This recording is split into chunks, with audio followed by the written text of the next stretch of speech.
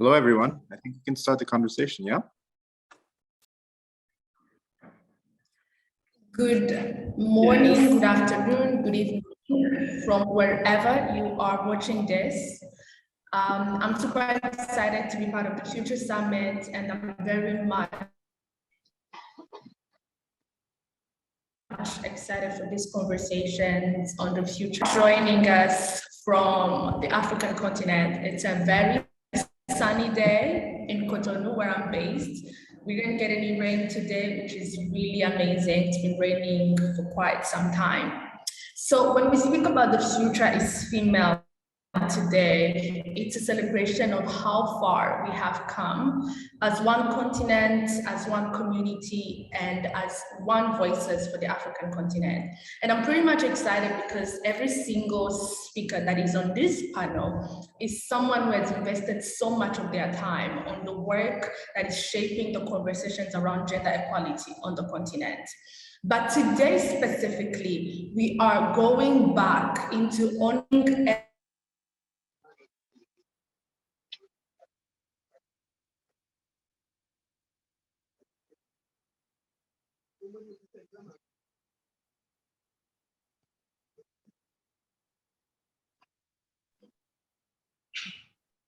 Seems we've lost Judicaelle.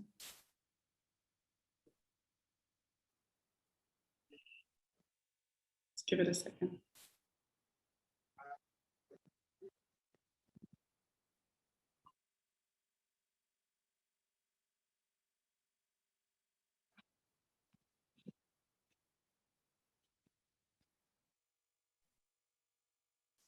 Shall we maybe start with some introductions while we wait for Judicaelle to return? Self-introductions. Want to go first, Norette? Sure. I'll start. My name is Norette Turimuci, and it's an absolute pleasure to be with you all today from wherever you're joining us from. I'm based in Kigali, also a sunny day in Kigali, and I am the executive director of a social enterprise called Resonate. And at Resonate, we believe in gender equality. And for us, gender equality means equal access to opportunities between men and women. And we know that one of the key barriers to equal access to opportunities happening is the confidence gap. And that's basically the fact that men are more self-assured or self-confident than women as a result of the social norms we grow up around. And this confidence gap results in women not being able to take full advantage of social and economic opportunities that they come across. So at Resonate, we've developed leadership workshops that aim to build the self-confidence of women and girls so they can fully take advantage of the opportunities around them, whether they be educational or hard skills, and they can start creating the lives that they want for themselves and those in their communities. And I will pass it on to Gilles. Thank you very much, Norette. Your work is fascinating. I've seen the videos that you do on YouTube. My name is Gilles Amadou, and I'm the creative director and co-founder of Djellibah, which is an online platform. A little bit dormant right now due to some tweaking that's been going on due to some life changes. I used to be based in Cameroon. Now I'm based in Germany with a new job. So I'm getting used to this new life while focusing on Djellibah on the side as well. Djellibah is a platform designed to give a voice to African entrepreneurs, innovators, and creators all over the world who are doing some wonderful, wonderful, unique, and innovative things in general. And what I've noticed over time is that most of the entrepreneurs and innovators that I've interviewed for this platform, be it video or print, have been women. Just giving a platform for women to express themselves and to show that there has been some change in leadership in terms of gender is an honor for me. And it's such a pleasure to be among you guys during this talk, and I'm looking forward to learning and listening a lot. Thanks. All right, I'm next. Hi, everyone. My name is Rugare Shalom Zimunya. I am a social worker, but also the co-founder and programs director of an organization called For Equality. We are based in Lilongwe, Malawi, and we're basically an organization that's working to create a gender equal and just Africa. And so we're all about gender equality, and we're working in two main areas, which are social accountability and movement building, as well as economic justice and rights. And so from where we stand, we felt that one of the challenges to attaining gender equality was the fact that women were not really centered enough. They're not really part of the conversation. They don't really get to say much. And so we developed a model called the She Talks model that's really that centers women and their voices. And we want to hear from women, and we use women's voices to, direct programming and all the interventions that we do around women. And so that's what we do.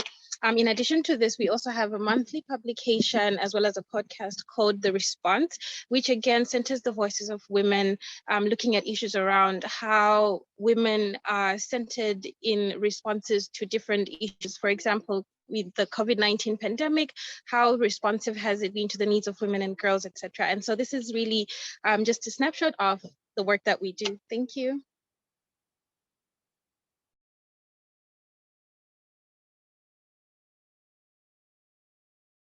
Yeah, Judicaelle, so while you were away, we just seized the opportunity to just go around and introduce ourselves. But yeah, your introduction was going, it was great. Please keep going.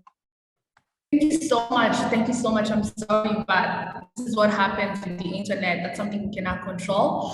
So I'm excited, as I was saying, for this conversation. Today, we are going to dive into the achievements you have been able to do in your community. And I'm going to start with you, Gilles. And by the way, my name is Judicaelle Irakoze. I am Burundian. I'm based in Benin, Cotonou. I do work with Choose Yourself, which is a community-based organization shaping the transformation that needs to happen to advance the rights of women when it comes to the economic and social work around the African continent.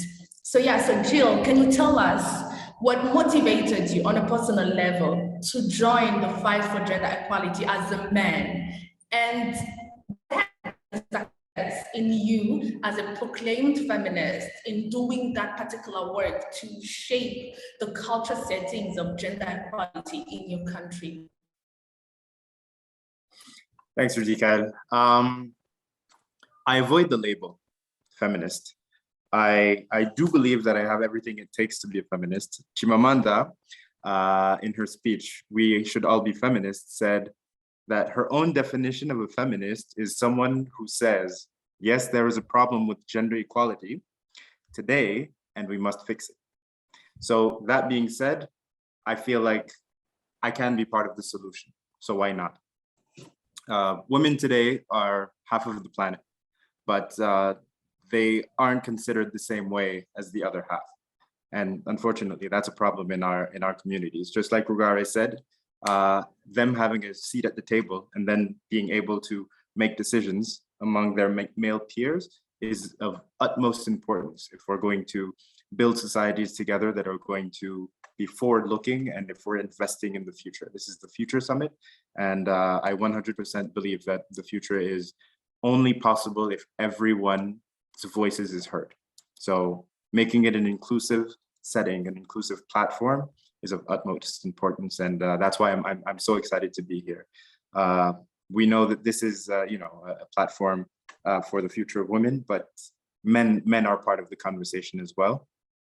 Just like women should be in the room when decisions are being made. Yeah. Thank you so much. I'm going to bring in Norette. You just said that the definition of a feminist according to Chimamanda, and you just spoke about you wanted to be part of the change that needs to happen. But the truth is, there is a lot that has been happening. The work around gender equality isn't something that we just started today. All of us are keeping up on a lot of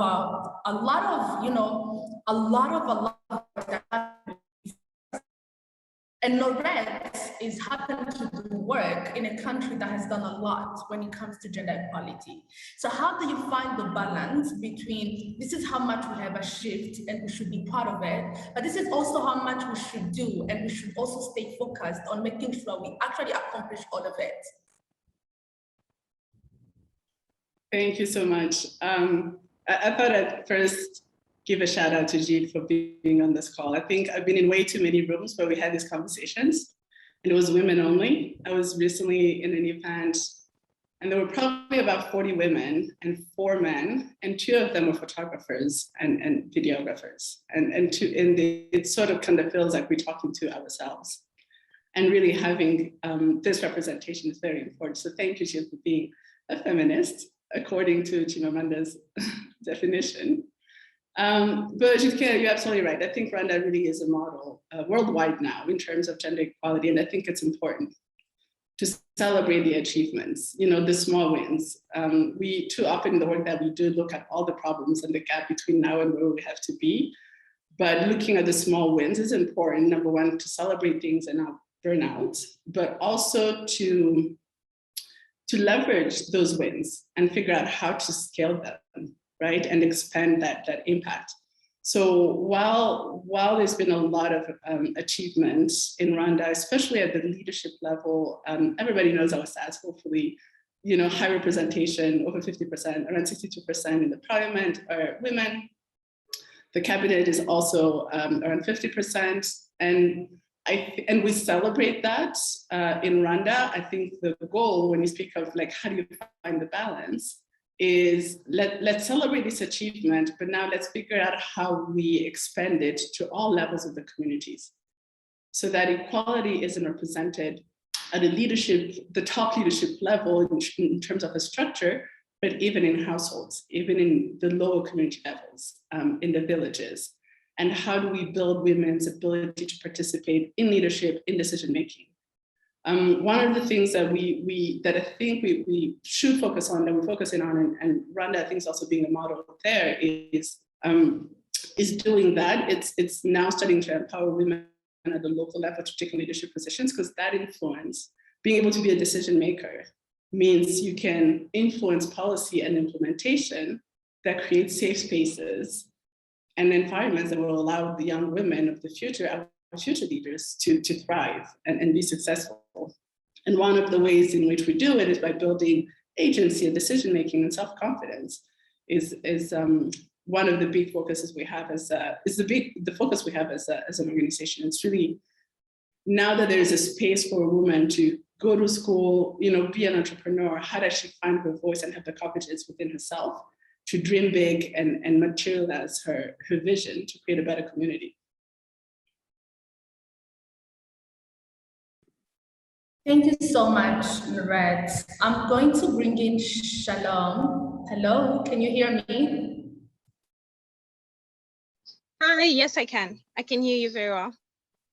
Hi, I'm a very fan of the work that For Equality is doing in Malawi. I got to encounter that.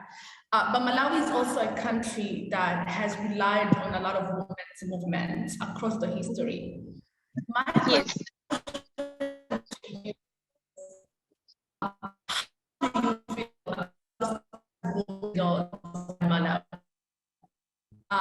And what is the gap that you think For Equality has to fill in for the future to actually be female as we want it to be?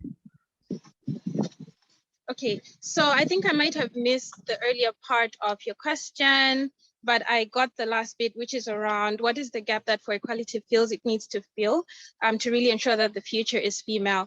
And so just to answer that, I will say that, yes, Malawi has made quite a few strides, and we've had so many women leading, even throughout history. We've had women advocating, women leading the discourse, ensuring that, change is brought.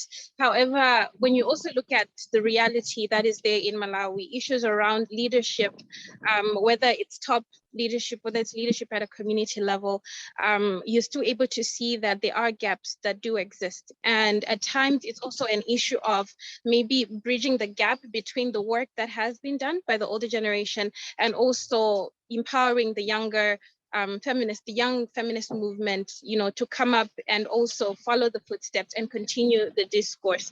And so one of the things we're currently very excited about are the generation equality commitments that Malawi made, because Malawi has actually committed to feminist movement and leadership.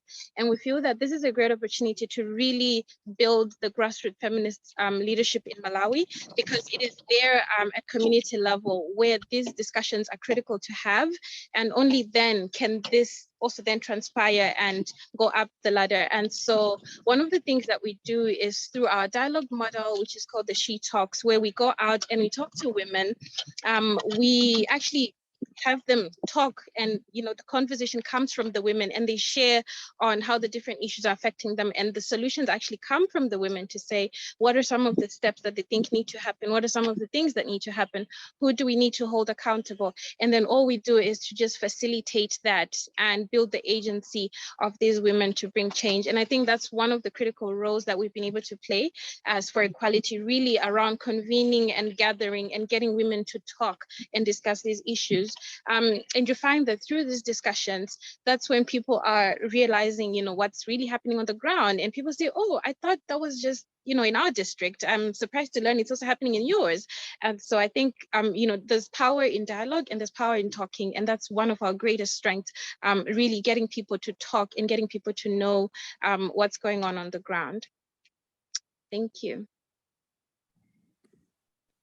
Thank you so much, Shalom. I'm going to bring us to another part of the conversations that I'm interested in. So I want us to take our eyes off from our communities and think about on a continental level. Think about what is needed for our continent to actually have a future that is female. And then also think about the learnings we have learned from the different communities we work with during COVID. So my question is, what should we do moving forward? Not on a community level, but on a continent level. Should we build more solidarity between the work that we do? Should we change some of our strategies when it comes to gender equality? Do we need more men like Gilles on the table to shape a future that is female? What do you think is actually lacking at this particular time, considering what the pandemic has taught all of us? And also another part that I want to bring, what are the communities that are not part of these conversations that should be part of the conversations? In terms of the minorities, the intersections that our African continent sometimes forgets, refugee women and girls, for example, sex workers, or rural women and girls, who is not at the table that actually should also be at the table? I think I will start with Gilles. Judicaelle, thank you very much. That's an excellent question, and quite honestly, it's a question of exclusion. The people who end up being the most marginalized are the ones who are excluded from the conversation. Everyone should be at the table. Everyone should have a seat at the table and should be able to have their voice heard, as I was saying earlier. Now, in terms of what should be done, my idea is we've reached the level of dialogue, and I think the dialogue has had its time. At some point we also have to act. We also have to get together and just like Rugare was saying, decide on what needs to change, what is needed for the future. In terms of communities, okay, let's say women have organized and they've had their talks and they've had their dialogue, and let's say it includes men and it's inclusive of other people who are maybe also marginalized in their communities. What are the systems that exist that we can act through? And if for instance, women aren't represented in those systems, how do we make that happen? And how do we make these changes effective for the future, not only for the future, but in a sustainable way where these systems exist and improve on that basis? Those are the ideas I have so far, but I'm really curious to find out who's not at the table right now that we really need to include. And I'm sure Norette and Rugare have an idea of where to take that. Thanks. Norette, you want to go next? Sure. I completely agree with Gilles in terms of the most marginalized population, the women, not being included in the conversation. And that, what comes to mind immediately often is the youth. We sit around, in many rooms discussing policies or program development for the youth, for young girls, without their voice represented in those rooms. And I think that's something we definitely need to change. There's also exclusion of women with disabilities who happen to be one of the most marginalized populations. And also, so a lot of organizations, well-meaning, developing and implementing programs that aren't designed to include them is setting them up for failure from the beginning. But I would also want to take a look at this from another perspective, going back to your question of what do we change, what do we do differently to really ensure that at a continent level, we're creating a future that is female. And one thing I've been noticing is, like I said, a lot of us are well-meaning and we specialize in different areas. Some organizations are focused on entrepreneurship skills for women and access to finance for them. Some organizations are doing a tremendous job at now providing sexual reproductive health and rights education and promotion, as well as gender-based violence prevention programs. If a woman or a young girl doesn't have the authority over her body or decision-making about her body, it's going to impact the rest of her life. And then, organizations like ours are focusing on building leaders, female leaders in the future, building their self-confidence, their voice, their agencies. And I think what I'm noticing is too often us working in silos in our little bubbles, or one organization sort of wanting to do all these things at once, right? Being able to provide hard skills training and also leadership training at the same time. SRHR training, and then trying to lobby for policy change. And I think one thing that will take us to a future that is female is really through partnership and collaboration.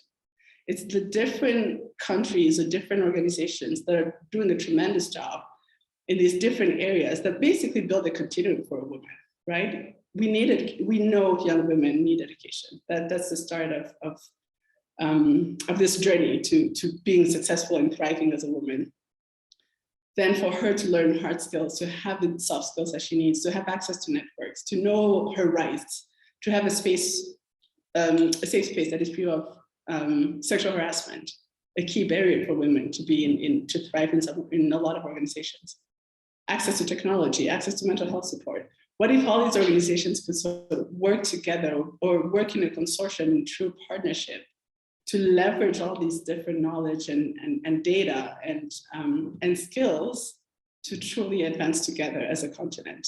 I think that we may get there, but at a slower pace versus all leveraging our particular strengths and knowledge and working together to ultimately serve the women and the girls that we all exist to move forward. I love the collaboration and partnership part. I think we need more of those. Shalom, what's your point? What's your take on this? Yeah, so I actually got very excited when Norette was talking about education. It's one of the things I feel very strongly about.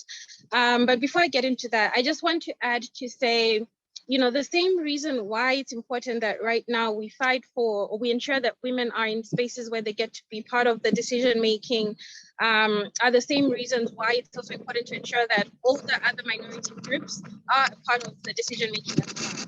And so you'll find that it's key that women are in the room when decisions about them are being made, because who can better speak for issues that concern them, more than they can.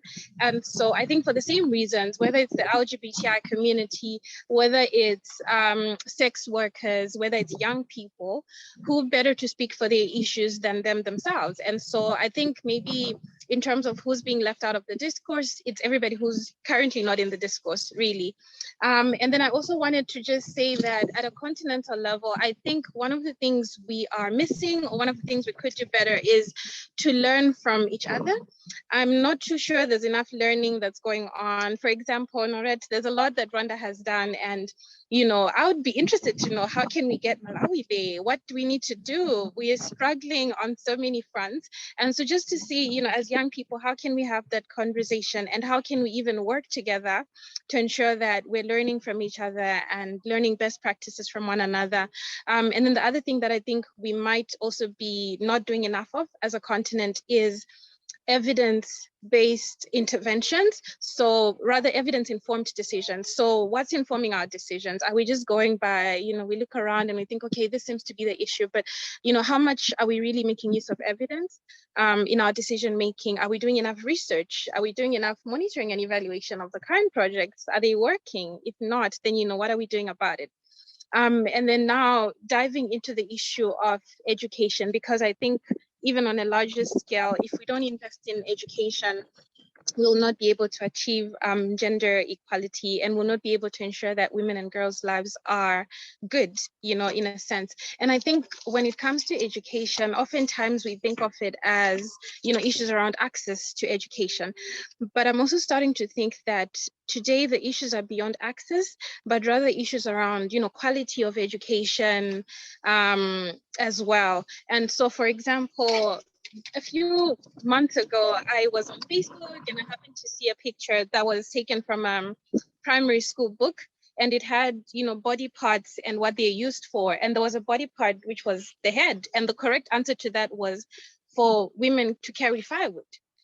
So that's just an example of even how gender norms and these cultural norms are being transferred into learning.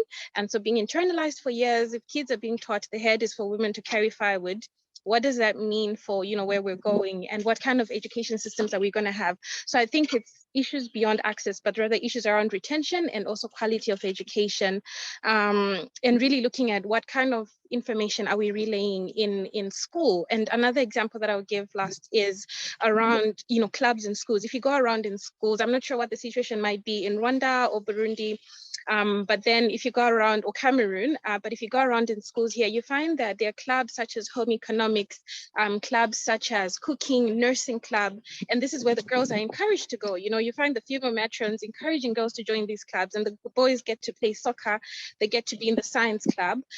And so we're surprised when we don't have enough women in STEM, and we have women that are aspiring to just, be at a nurse level or a teacher, or not that there's anything wrong with those professions, but the future is female and the future is also STEM, and that's the direction we're going. So just thinking about the broader picture in terms of education, it might seem small to say it's just a 5-year-old, that they're being taught the head is for carrying firewood, but the same information is also being transferred level to level, and ultimately it's determining, like you said, Norette, earlier, issues around self-confidence. How is a woman supposed to believe she can be an engineer if all she was taught was that her head is just for carrying firewood? Thank you.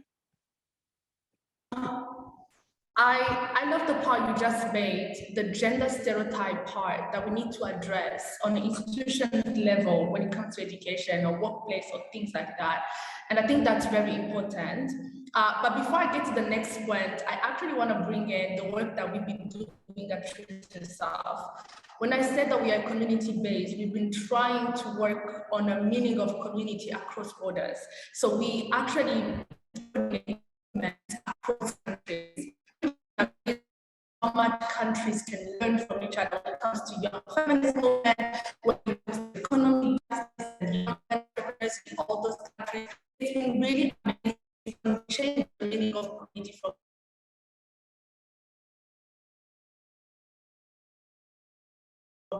raise his hand. I don't know if you wanted to make a point before I bring in the next question. Yeah, sorry, Judicaelle, you cut off for a little bit. So I did hear that you mentioned me, but maybe you can repeat the point that you made right before that.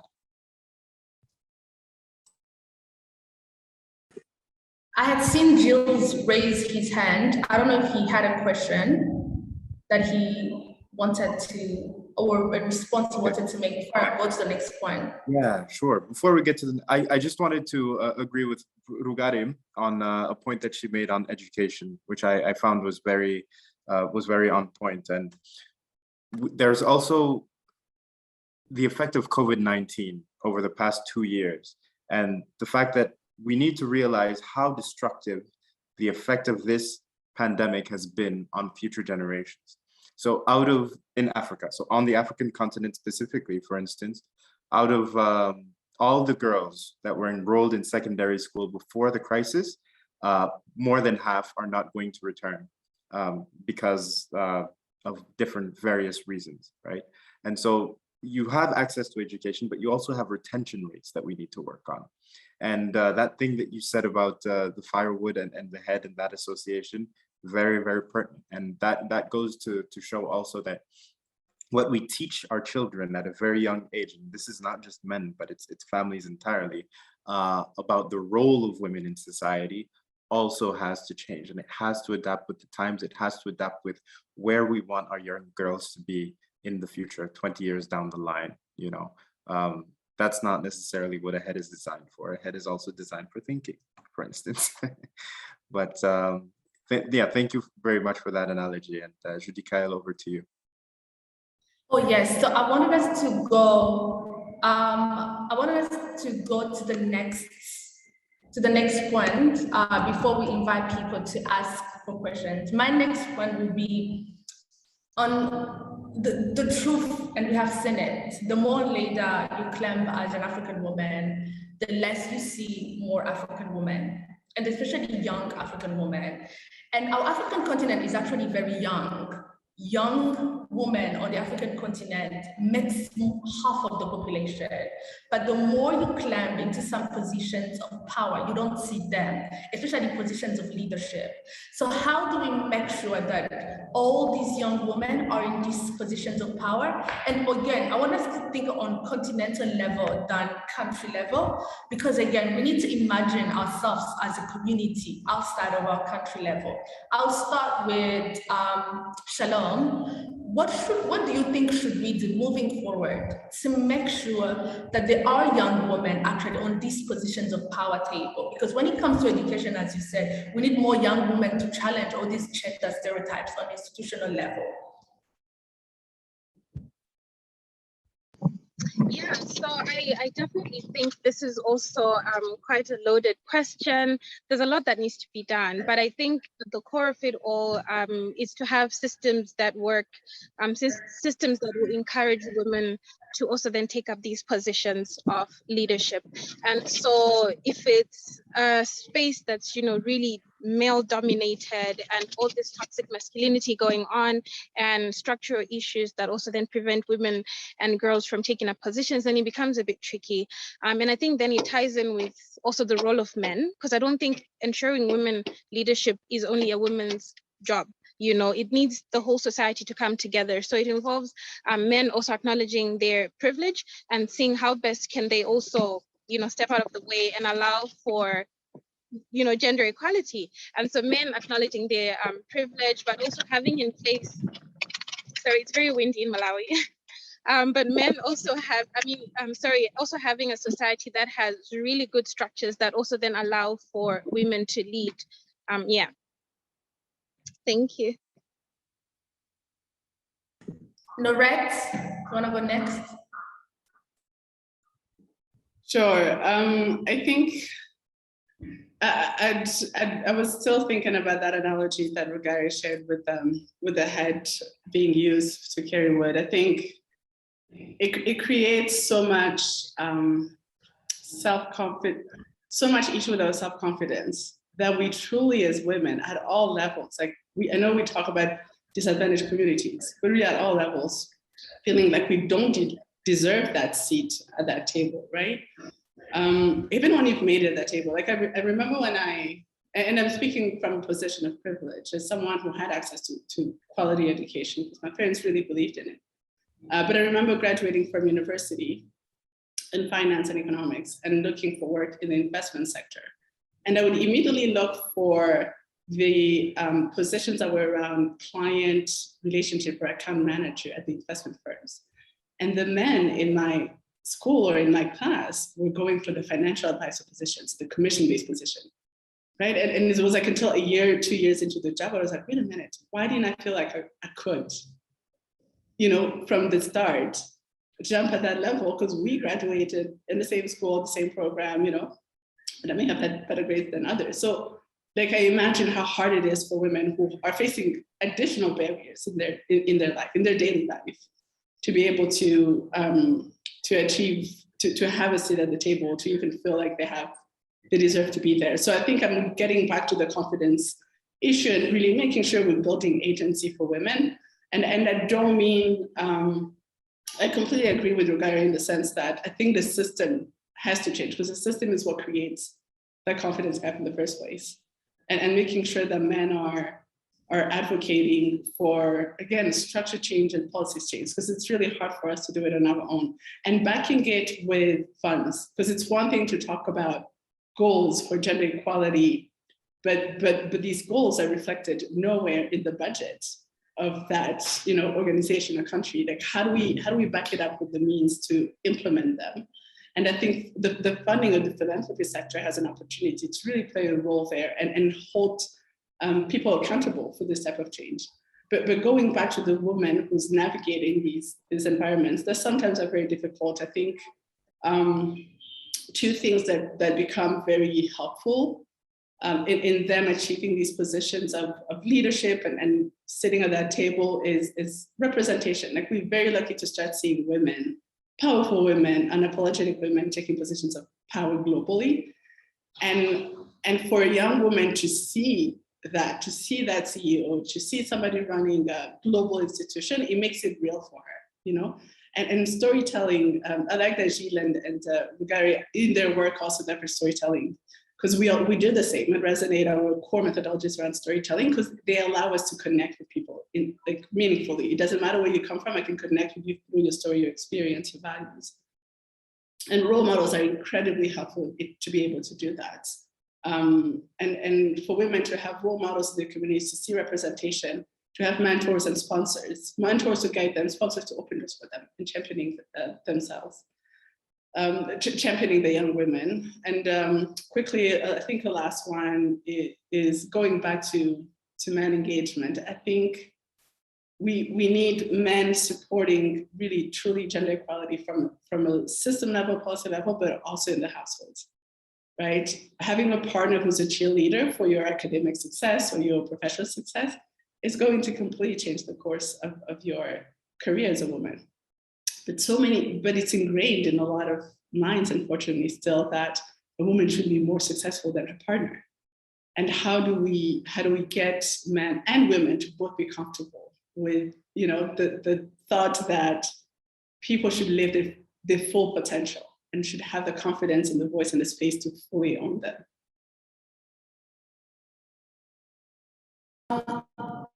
Gilles, you're next. I agree with everything that's been said so far, and so much more. So I 100% agree on the storytelling, on the mentorship, especially. I really think that the value of mentorship is undervalued. Yeah,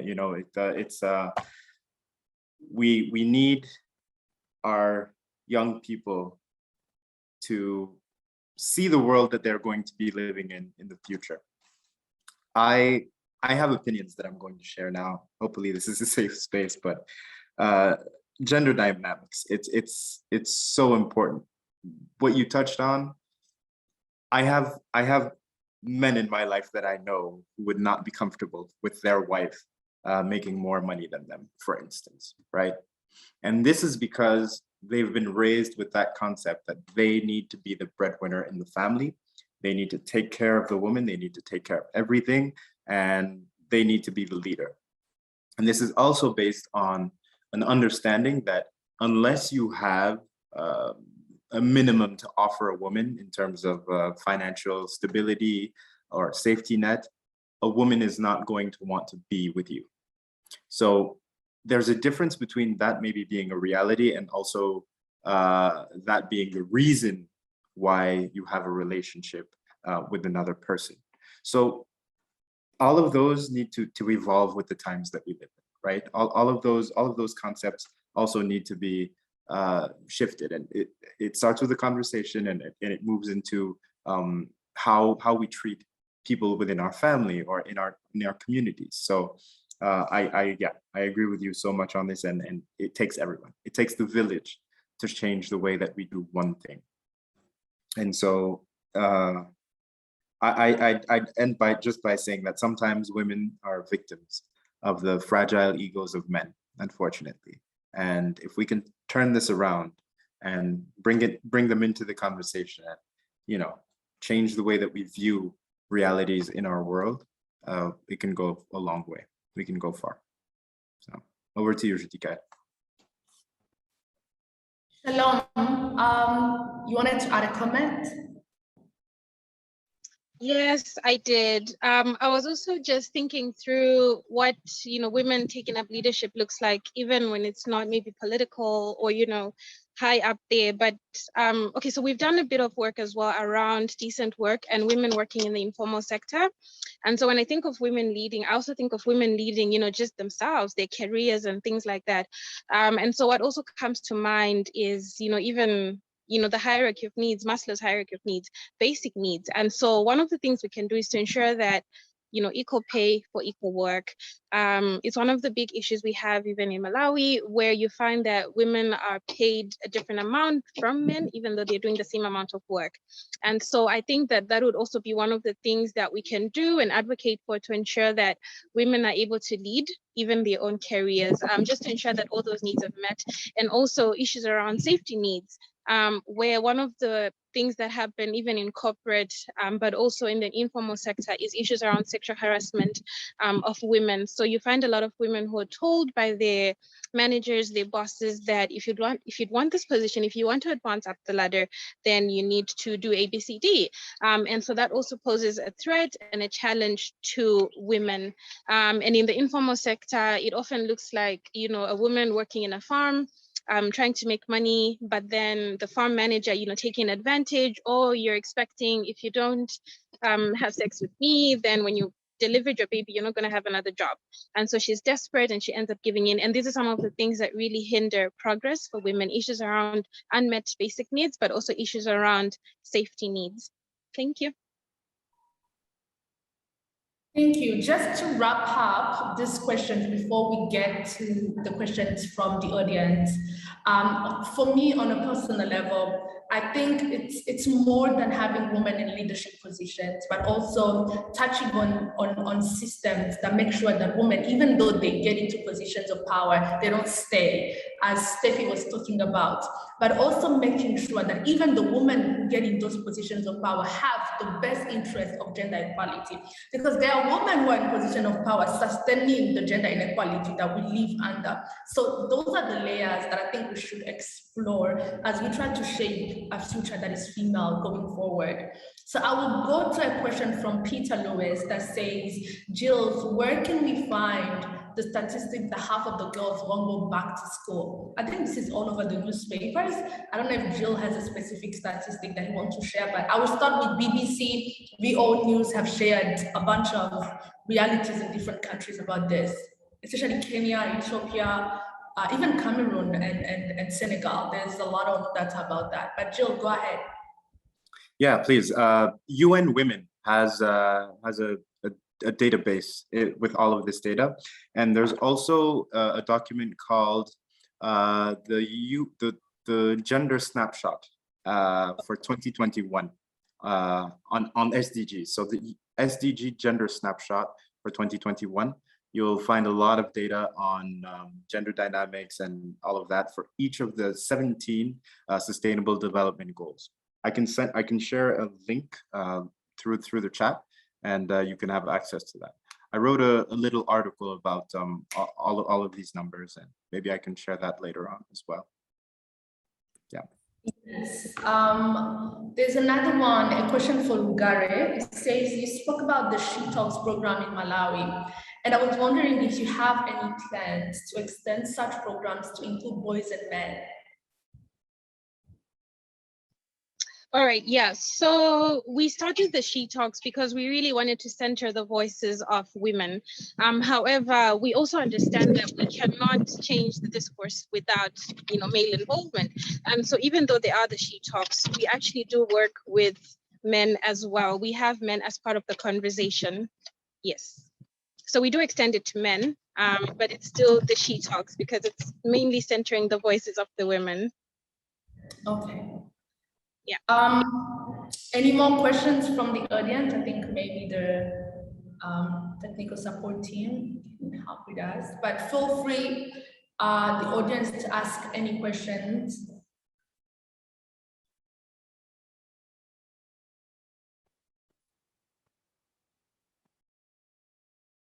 what difference do you see between the older and younger generations of women's rights movement?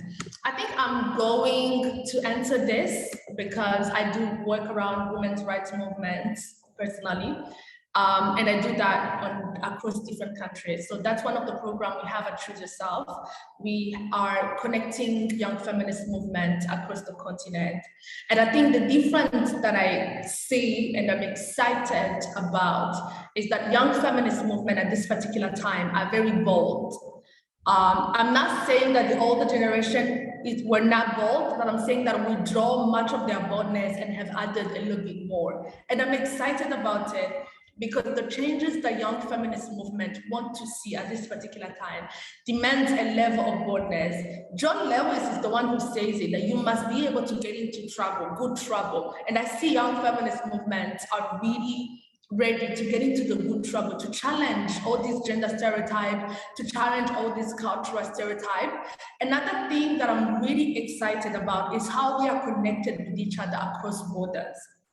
Even though at Choose Yourself, we have built this movement to be connected beyond the borders by making sure that the movement in Rwanda, Congo, Uganda, Kenya are in community with each other. That's something we draw from seeing how much the internet has connected all of us. So our older generation did not have the internet as we do today that was connecting us. By making sure today I'm aware that for equality exists. So all this women's movement existed without resources that will make sure they are aware of each other. So I'm pretty much really excited about that. And I think another difference that I can say that I see is that the younger generations of today are imagining a more liberated Africa than our older generation did. Because most of our older generation did, there were some intersections that they were not addressing, like the class issue that affects our continent. But the younger generation is tackling all of it, you know, touching the class reality that has affected women's movement across for many years. So those are the things that I'm pretty much excited, but I remain extremely grateful to all the generation that shaped the core of the work that we do today. Because if they didn't lay such a powerful foundation, we wouldn't be doing what we do today. So much of the work we do today, it's because they existed and did so much of the work that we really are building on. Yeah, I don't know if anyone else wants to add on that. I think you said it very well, Judicaelle. The only thing I'd add to that is that I think the younger generation of feminists now, we have the advantage of the privilege of having technology and platforms that the older generations didn't. So I think we definitely have this advantage now that we should take advantage of to accelerate these movements for the future generations.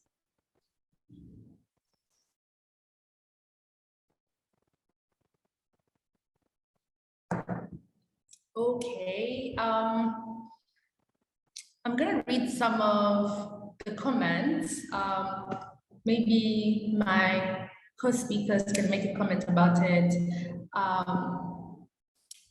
We should change, there's Deborah Sabuni that says, we should change the notion of always judging people in leadership depending on their agenda. People always judge female leaders as if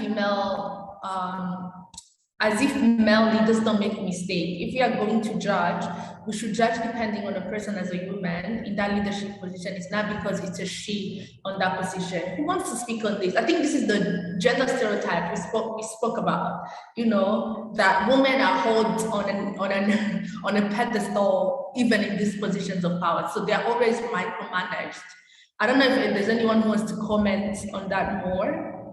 Yeah, I can say something very quickly, and maybe the co-host can say something on it as well. But when you look at the COVID-19 pandemic and the response in women-led countries and in men-led, first of all, we made the distinction, right? We made the distinction between countries that are led by men and countries that are led by women. And when you looked at the numbers, we found that overall, you had 6 times less COVID deaths in countries led by women. Why is this? Is it because of their gender, or is it because they are forward-looking and they took measures and they decided that they were going to put the policies in place for the spread of COVID-19 to be curtailed. Maybe this is not necessarily anything that had to do with their gender, but their upbringing and their dedication to their office, their post. But be that as it may, their genders were compared, and I quite honestly believe that it's because they're women, and women are modern day superheroes. My opinion. Maybe you guys can say what you think.